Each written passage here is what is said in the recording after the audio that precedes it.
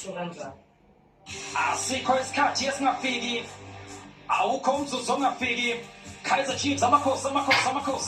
abafana bokuthula noxolo the Pepeni Glamour Boys bangena lapha-ke iqembu le-Royal AM bathi nje twihli twahla bayathwihliza bayathwahtaza. DStv Premiership ibuyile emva kokuhlaba lapha-ke ikhefu elaziwa-ke njenge-FIFA International Break. Buyile-ke ngempela-ke ibhola lakhona-ke la eNingizimu Afrika okanye-ke i-local football ibuye-ke ngeyinkani. Abalandeli-ke bakhona-ke ngempela lapha-ke e-FNB Stadium okuyinkundla-ke lembukeli oyazi ukuthi-ke imomatha-ke inqwaba yabalandeli le esenziwa-ke kwathi-ke nawo-ke i-Red AM iyanqoba-ke their past 2 games ngakho-ke kuzoba-ke umdlalo-ke omnandi ngendlela-ke eyisimanga. ake sibheke lapha-ke i-Kaizer Chiefs kanjani. Peterson Kwinika Msimangu Dikokwe Hlanti Marte Castillo George Mahlobo Mr. Long and Short Ashley Jubilee Jason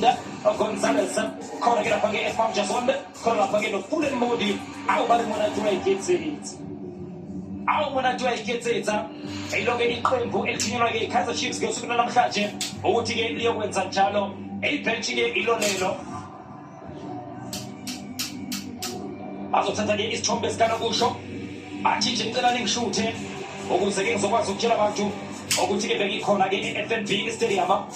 4-3-3 iyona formation-ke abazothi-ke bayidlale lapha-ke phakathi nenkundla khona-ke Castillo Maestiletto awufake iqosi zephathi nemntanami uphethe lapha-ke Yusuf Marte yena-ke uSmartisa awuswitha umkadakade into ezimaswithi mntanami Ashley Jubilee bena lapha-ke uFulen Modi bazogijima lapha-ke eyinhlangothini bazojimela-ke umgadli wabo yena-ke uGonzalez efmama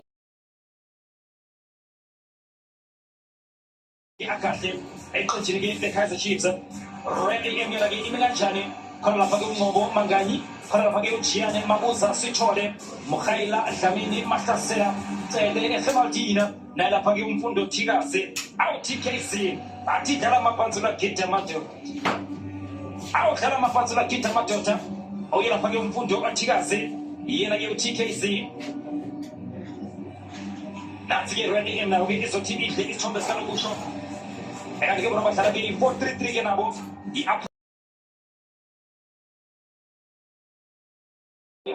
kona-ke iyavipha i-Red AM uyakhuza-ke noPhephe uhlawulisa lapha-ke i-Red AM ozohlawulisa-ke i-Red AM noPhephe usephansi-ke uMzondile Dlamini nange uDlamini ikhona Gonzalez uye-ke odlale kabi uGonzalez kodwa-ke kuhlawulisa lapha-ke uDlamini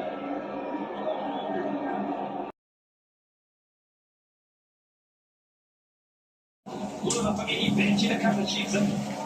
ngiyangibona ukuthi-ke umkhongi ngabe ukhona na izobe qhaza nje-ke ngibheka ukuthi ngabe ukhona yini umkhongi abakagcina bekunela shekshaketha ejubilee phakathi kokuthi nalithuba liyakuletha-ke Manchester ezobe baqake uSmartisa Yusuf Marte endobakulatishula ngapha lenkundla Castillo Maestiletto fake iqonsesi yephathini ayikhona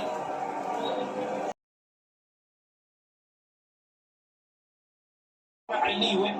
umuntu athiwa iketsetsa Fulen Modi umuntu athiwa iketsetsa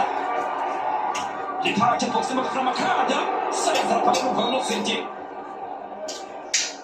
uyalawuxolani iNqobo uyavimba umduso bona-ke kuthiwa-ke uthintekile thintwe-ke lapha-ke uCastillo akubheke lapha-ke bona athiwa iketsetsa aphule Modi eyicelela-ke indlela sebenzile-ke lapha-ke umduso ungenjalo against Kaizer Chiefs eyihlinza-ke ngempela iphasi kanokusho sheshageza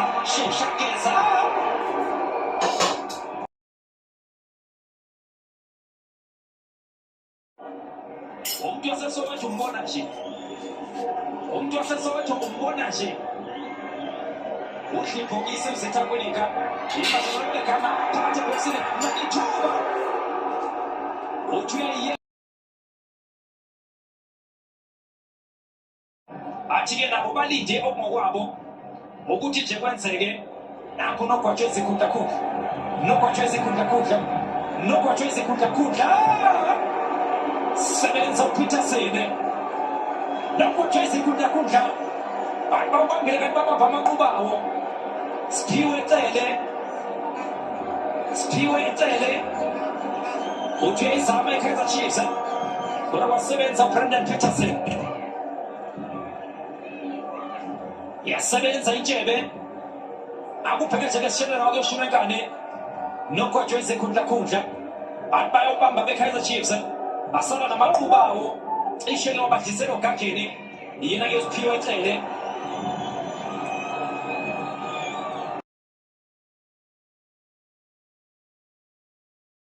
awubheka nje ama-goal attempts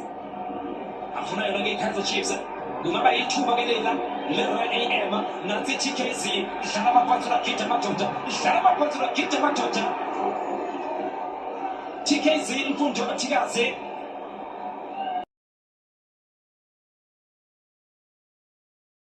Yusuf Mart phakamisa Yusuf Mart lehlele lebhola uMunathi wayiketsetsa lemhlula uMunathi wayiketsetsa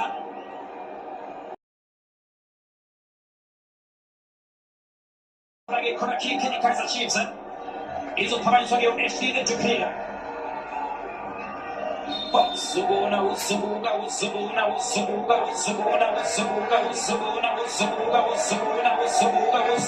uzubuka sebenza lapha kuNozinti asibheka lapha ke-Castillo nasi isitiletho uthi uyalifaka ikhoksi kuyiwe ephathini kodwa-ke balilelo abamsizi-ke lapha kuNozinti ngokuthatha-ke i-second ball abayolapha-ke i-Real AM awusiCastillo Mastiletho athi faka iqhosi siye ephathini mntanami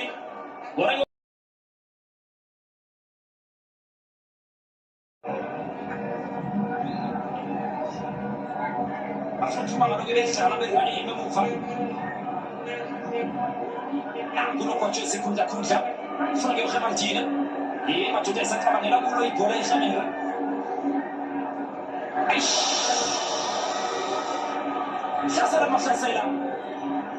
ihlasela ama-defender for everyone athi welcome to South Africa eManchester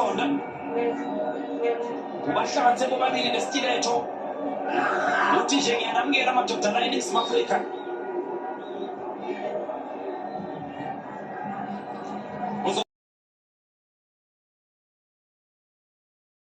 what he can do with Chiefs side. I think he's still need to adjust the pace of the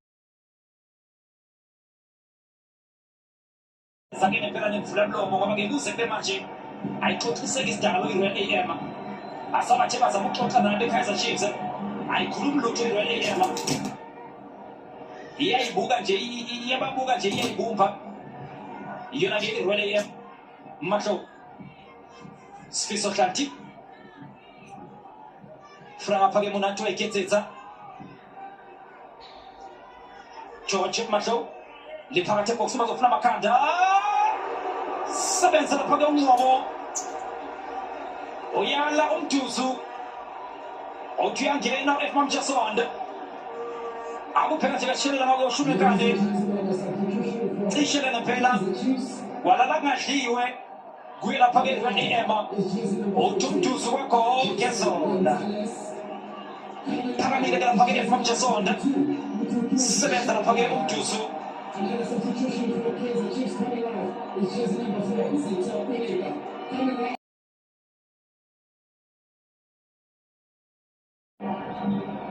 engapha-ke kuhle nge-Castillo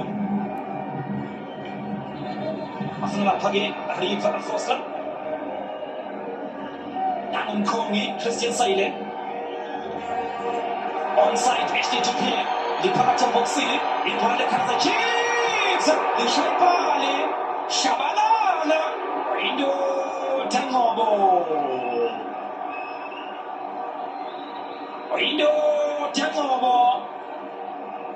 nangu umkhongi udala-ke umkhongi ethunyelwe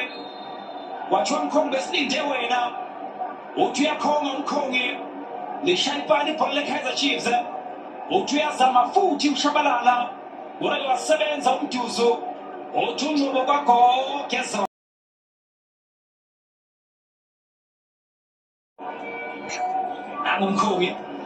nangumkhongi ufuna ukucela indlela kumkhongi asifika lapha esayile phakathi ebokisini sengifisa ukwazi ukuthi iduku lomsizana uMpempe beliphakeme yini sengifisa ukwazi ukuthi beliphakeme yini iduku lakhe umsizana uMpempe noma cha Christian Sayile wabona ku-Ashley Dupree ebese ngalicisha lele bhola lihlale lapha phambi kwakhe